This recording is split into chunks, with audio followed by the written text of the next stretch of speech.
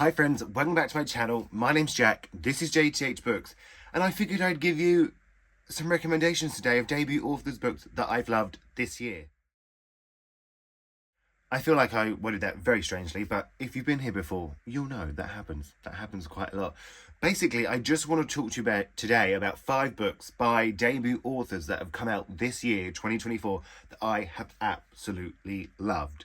I really loved these books. I mean, I love discovering new authors. I love the fact that I now have 5 authors that I will read whatever they write next. I'll just be there. I'll be the first in line. I'll be at the midnight bookstore. I won't. I go to bed really early. I won't be there. But when I get up early, I'll get up early and go to the store before work to buy them. That's how much I'll support them, okay? That's being really nice because I'm a nice boy.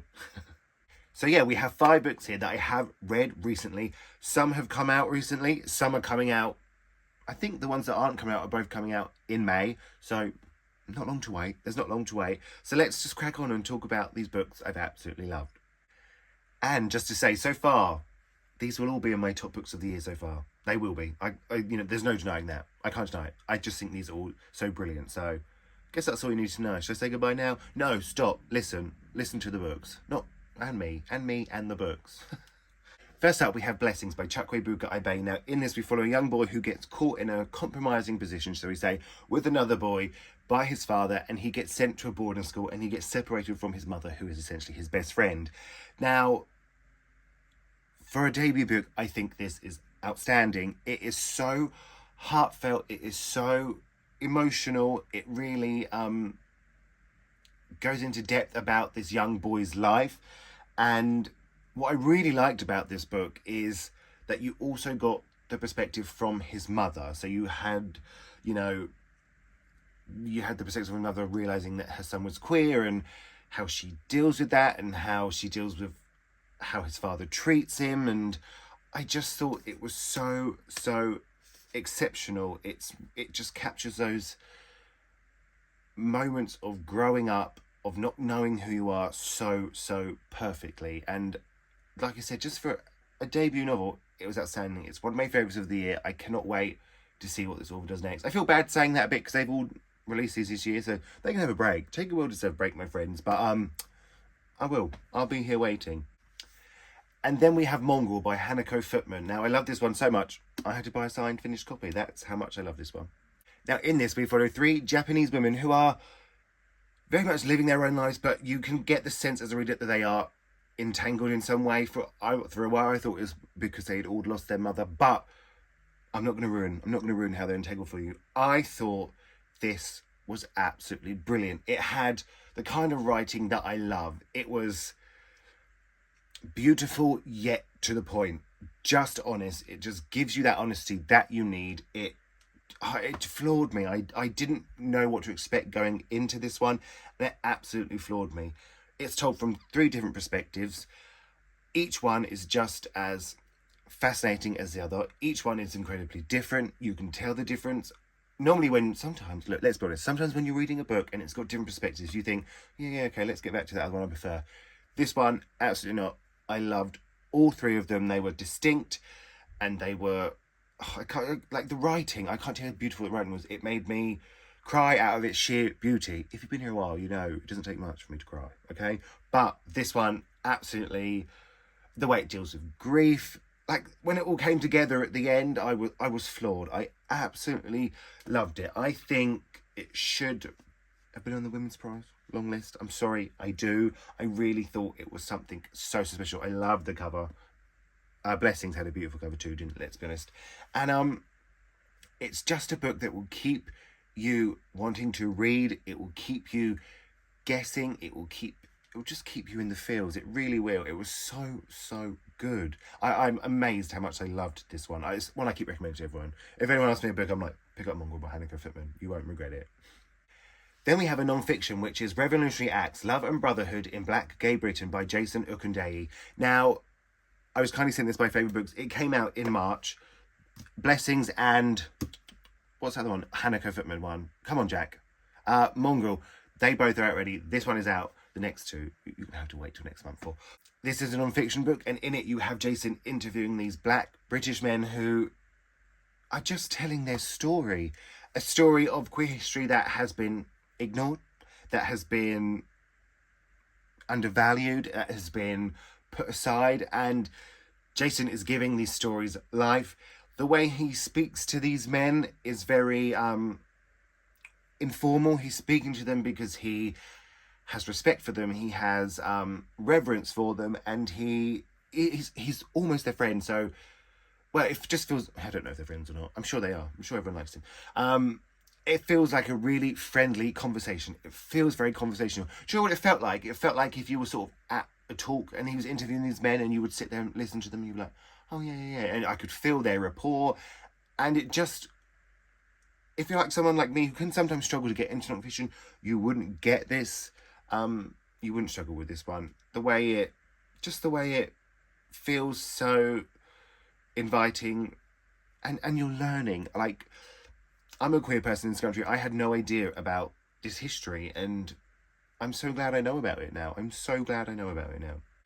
Next up, we have Cinema Love by Jamie Tang. Now, this was kind of sent to me by John Murray's Press. It comes out on May the 9th, so next month. In this, we follow Bao Mei and Old Second, who both have a connection to this workers' men's cinemas club in China, but they have to immigrate to America, and it follows that journey. And again, this is another one that made me cry because of its sheer beauty of its writing. It is another... Do you know what I really liked about this one?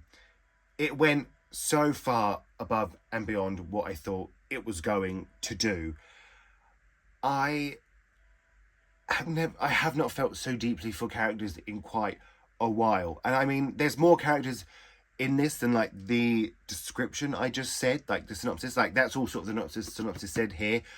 But what I loved about this one is how that cinema is almost a character, and how it affects everyone's lives that comes into contact with it, and how you follow them, and how you follow their connections and their interactions and their intimacies, and the way this author captures those intimacies, like, and I mean intimacies just sort of in everyday live intimacies, as well as sort of sexual desire and things like that. But it blew my mind, to be honest. It really blew my mind, this one. I can't believe how much I cared. I can't believe how well he crafted these characters. I can't believe how there were just things in here that made this book feel like real life.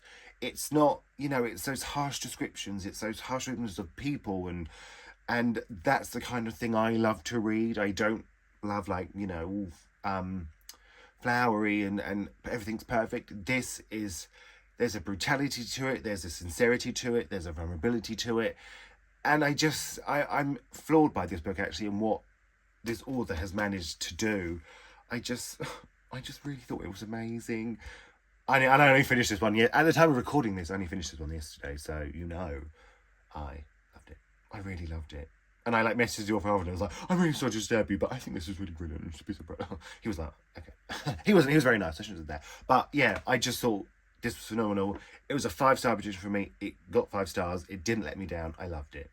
Next up, we have Evenings and Weekends by Oisin McKenna. Now, in this, we follow sort of a weekend over a heatwave in London, and a whale has washed up on the River Thames, and we follow these 4 characters who are connected to each other. And listen, that's my cup of tea. I love how these characters are connected, and Oisin does it so well. I love when a moment happens and you get the perspective of each character and how they react differently to it. I think he creates really sort of stable and interesting connections.